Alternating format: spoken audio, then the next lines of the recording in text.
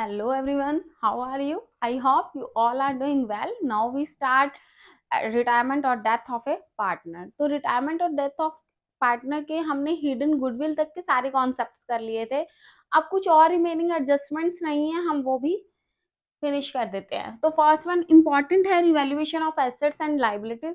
Same जैसे admission के time पे एसेट्स और लाइबिलिटीज का रीवैल्यूएशन हुआ था, उसी तरह से जब किसी पार्टनर की रिटायरमेंट होती है या डेथ हो जाते हैं तो उसके बाद फर्म फिर से अपनी एसेट्स और लाइबिलिटीज की रीवैल्यू करती है. तो उसके लिए अगर एसेट्स की वैल्यू आपकी इंक्रीज हो जाती है तो एसेट्स की वैल्यू के अंदर सबसे पहली एडजस्टमेंट है कि अगर एसेट्स में इंक्रीमेंट होता है तो एंट्री हो जाती है एसेट्स अकाउंट. हमें पता है एसेट्स का हमेशा डेबिट बैलेंस होता है, इसलिए हम एसेट्स के इंक्रीमेंट की वजह से assets account debit to revaluation account कर देंगे. ओके. अगर एसेट्स की वैल्यू डिक्रीज हो रही है तो इट मींस उनका क्या बन जाएगा, एसेट्स का क्रेडिट बैलेंस. एसेट्स कम हो रही है तो इसलिए एंट्री हो जाएगी revaluation account debit to assets account. और इसके रिवर्स में अगर लाइबिलिटीज हमारी इंक्रीज हो रही है, तो रीवैल्यूएशन अकाउंट लाइबिलिटीज का बैलेंस क्या बन जाएगा, क्रेडिट बन जाएगा टू लाइबिलिटीज अकाउंट. ठीक है. और अगर लाइबिलिटीज आपकी डिक्रीज हो रही है तो एंट्री हो जाएगी liabilities account debit to revaluation account. अब इनकी हेल्प से हम रीवैल्यूएशन अकाउंट को बना लेंगे. रीवैल्यूएशन अकाउंट में या तो प्रॉफिट आएगा या लॉस आएगा.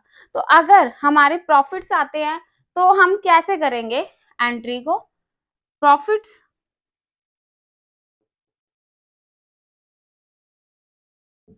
ये देखिए ये रीवैल्यूएशन अकाउंट बन गया. प्रॉफिट होगा तो डेबिट और लॉस होगा तो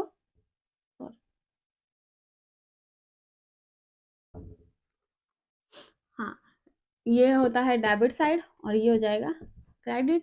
अगर प्रॉफिट्स होंगे तो एंट्री कहाँ हो जाएगी, रीवैल्यूएशन अकाउंट डेबिट. और ये प्रॉफिट्स किसको डिवाइड हो जाते हैं, सभी पार्टनर्स को डिवाइड होते हैं, इसलिए इधर जो प्रॉफिट्स आएंगे वो हम लिख देंगे revaluation account debit to all partners capital account.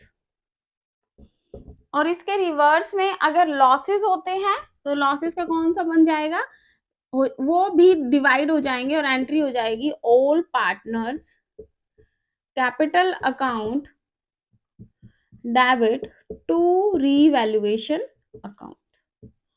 I hope आपको समझ आ गया होगा कि प्रॉफिट्स में क्या करना है और लॉसेस के अंदर हमने क्या करना है.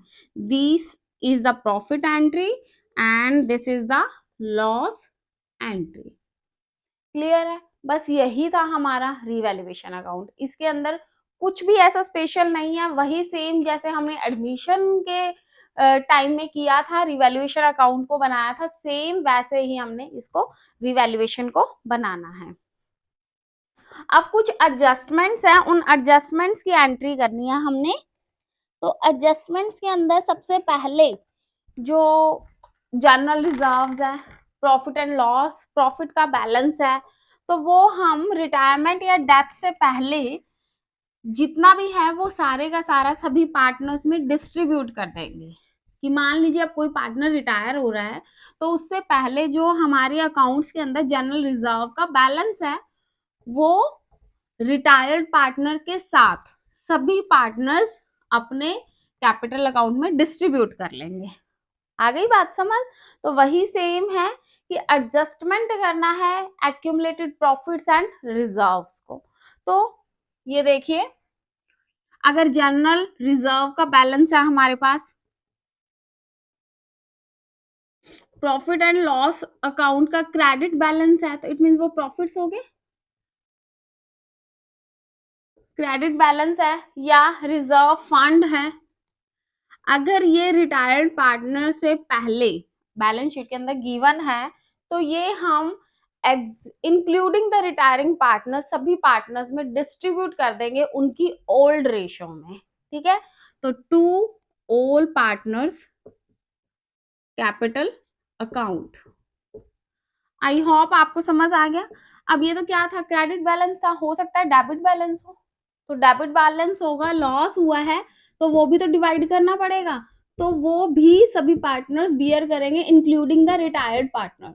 तो all partners capital account debit to profit and loss account का डेबिट बैलेंस। समझ आ गया आपको, ठीक है। तो ये अब क्या है कि ये तो हमने general reserve profit and loss means accumulated reserve से उनके लिए किया था। अब हम कर रहे हैं कोई भी सरप्लस या कोई स्पेसिफिक फंड्स है, जैसे वर्कमैन कंपनसेशन फंड है, तो ये भी हमें सभी पार्टनर्स में डिस्ट्रीब्यूट करने हैं। तो जैसे मान लीजिए वर्कमैन कोई स्पेशल सरप्लस फंड्स हैं, उनकी एडजस्टमेंट कर रहे हैं हम सरप्लस फंड्स की। For example workman compensation fund, workmen compensation fund हो गया, वो भी सभी पार्टनर्स में डिवाइड हो जाएगा account debit. Investment fluctuation fund, investment fluctuation fund है, तो ये भी रिटायरिंग पार्टनर्स को इंक्लूड करके, this is fund not account, to all partners capital account हो जाएगा।